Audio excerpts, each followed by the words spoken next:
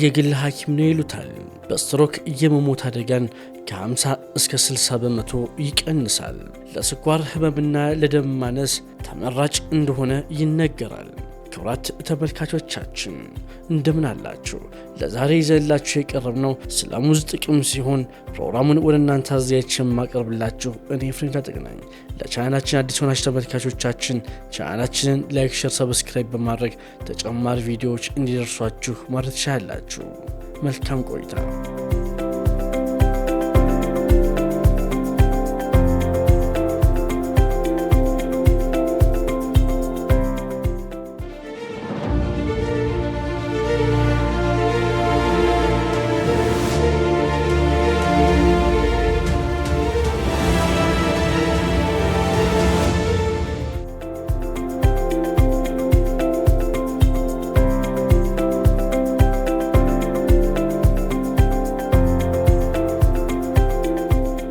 ኢትዮጵያ እንደተገኘ የሚነገርለትና በዓለማችን በስፋት እየተመረተ ለምግብነት የሚውለው ሙዝ እጅግ በርካታ ጠቀሜታዎች አሉት። ሙዝ ከምግብ ይዘቱ በተጨማሪ ለተለያዩ በሽታዎች ፈውስ ሊያስገኙ የሚችሉ ንጥረ ነገሮችንም አካቶ ይዟል። ብዙዎቻችን ሙዝን ለምግብነት በመዋል ለሰውነታችን ኃይልና ሙቀት ለማግኘት እንደምንችል ከማወቅ የዘለለ ነገር አስበን አናውቅም። ነገር ግን ሙዝ በውስጡ የያዛቸው ተፈጥሯዊ የስኳር ወይም የጣፋጭ ምንጭ የሆኑት ግሉኮስ፣ ስክሮስና ፍሩክቶስ የተባሉ ንጥረ ነገሮች ከሙዝ የፋይበር ወይም የቃጫነት ተፈጥሮ ጋር ተዳምረው መጠነ ሰፊ ጠቀሜታዎችን ይሰጣሉ። ከበርካታ የሙዝ ጠቀሜታዎች መካከል ጥቂቶቹን ከዚህ እንደሚከተለው ለማየት እንሞክራለን። ለአእምሮ እድገት ሙዝ በውስጡ ከፍተኛ የፖታሺየም ንጥረ ነገርን ይዟል። ይህም ንጥረ ነገር የአንጎልን የሥራ ብቃት ለማሻሻልና ለማሳደግ እንዲሁም ንቁና ጤናማ አእምሮ እንዲኖረን በማድረግ ረገድ ከፍተኛ ጠቀሜታ አለው። ለስትሮክ በሙዝ ውስጥ ያለው ፖታሺየም የደም ስርዓትን በማስተካከል ባልታሰበ ሁኔታና በድንገት የሚከሰተውን የስትሮክ ችግር ለመከላከል ያግዛል። ሙዝ በሰው ልጆች አመጋገብ ስርዓት ውስጥ ተካቶ ዘወትር ለምግብነት የሚውል ከሆነ በስትሮክ ምክንያት የሚመጣውን ድንገተኛ ሞትና የአካል ጉዳት ከ50 እስከ 60 በመቶ ለመቀነስም ያስችላል።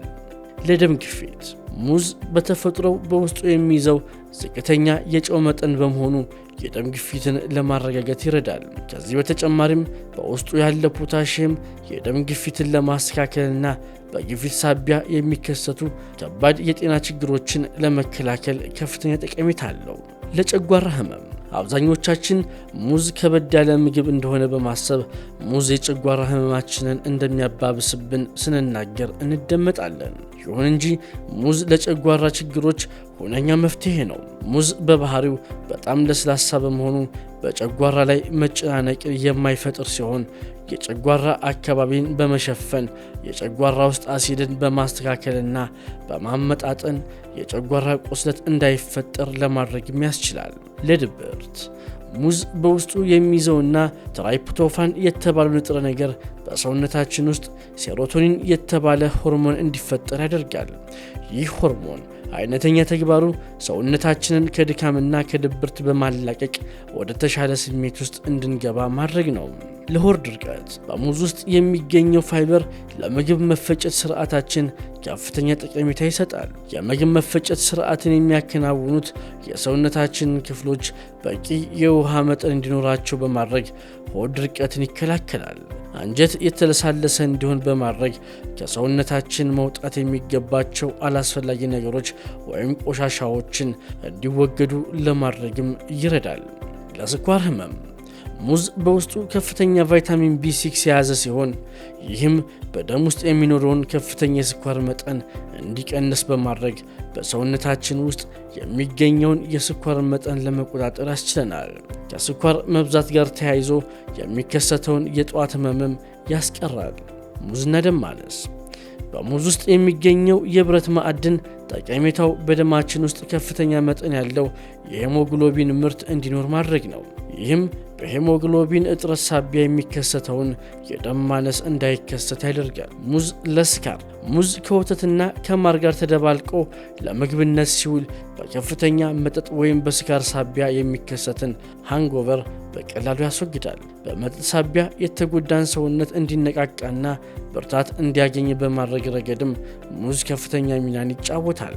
የሲጋራና መሰል ሱሶች ተጠቂ የሆኑ ሰዎች ሱሱን ለማቆም እንዲችሉ ሙዝ ከፍተኛ አስተዋጽኦ ያደርጋል። ለሞቃታማ አየር በሞቃታማ የአየር ንብረት ውስጥ የሚኖሩ ሰዎች ሙዝን ቢመገቡ ሰውነታቸው ሙቀቱን እንዲቋቋም በማድረግ የተረጋጋና የተስተካከለ የሰውነት ሙቀት እንዲኖረን ያደርጋል።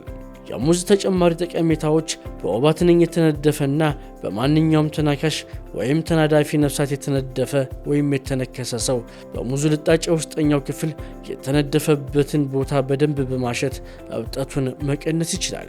ከዚህ በተጨማሪም ንድፊያው ወይም ንክሻው የፈጠረበትን የማቃጠልና የመለብለብ ስሜት ለማስወገድም ያስችላል። ጫማውን ከጠረጉና ቆሻሻውን ካስወገዱ በኋላ በሙዝ ልጣጭ ቢወለውሉት ጫማው እንደ መስታወት ያበራልዎታል። ፍሪጆ መጥፎ ጠረን ወይም ሽታ ካመጣበውም 1-2 ሙዞችን ያስቀምጡበት። የፍሪጆ ጠረን በቅጽበት ይቀየራል። ሰውነቶ በድካም ወይም በህመም ከተጎዳና የምግብ ፍላጎት ከሌለው 1 ሙዝ እንደምን ይመገቡ። ሰውነቶ ሲበረታና የምግብ ፍላጎቶ ሲጨምር ይታወቀዎታል።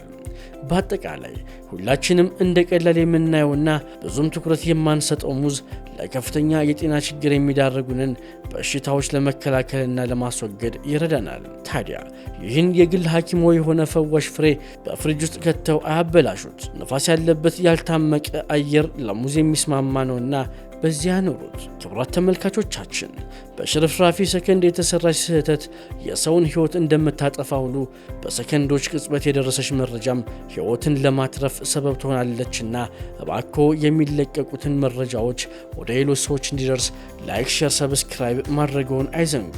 ፕሮግራሙን ወደ እናንተ ያደረስኩት እኔ ኤፍሬም ታጠቅ ነበርኩኝ። መልካም ጊዜ